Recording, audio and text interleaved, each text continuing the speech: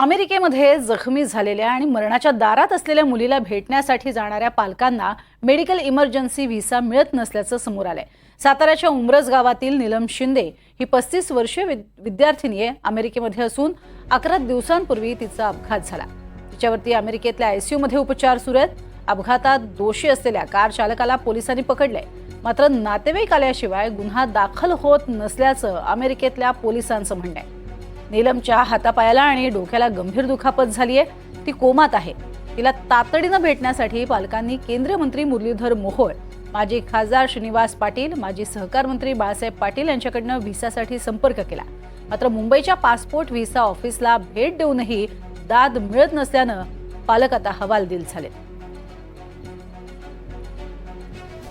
नीलम तानाजी शिंदे ही गेली 4 वर्ष अमेरिकेमध्ये शिक्षण घेत आहे आणि तिचा 14 तारखेला सायंकाळी अमेरिकेच्या टायमिंगनुसार सायंकाळी तिचा या ठिकाणी अपघात झाला। पाठीमागून येणाऱ्या 4 व्हीलरनं तिला मोठा असा धक्का दिला। त्या धक्क्यामध्ये तिचा या ठिकाणी दोन्ही पाय हात फ्रॅक्चर झाले, छातीलाही मार लागला आणि ब्रेनलाही या ठिकाणी मोठी इजा झाली। आणि आता परदेशी जायचं म्हटलं की या ठिकाणी पासपोर्ट असणं आवश्यक होतं। विजासाठी प्रयत्न केला, परंतु तिथं आम्हाला फारशी कोणी दखल घेतली नाही।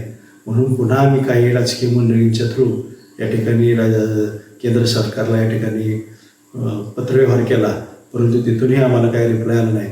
अमेरिकेसारख्या देशातून या ठिकाणी आम्हाला ग्रीन सिग्नल आला की तुम्ही येऊ शकता, पण आपल्या देशातून आमच्या मुलीला आम्ही बघायला जाऊ शकत नाही। मोठी आमची खंत आहे।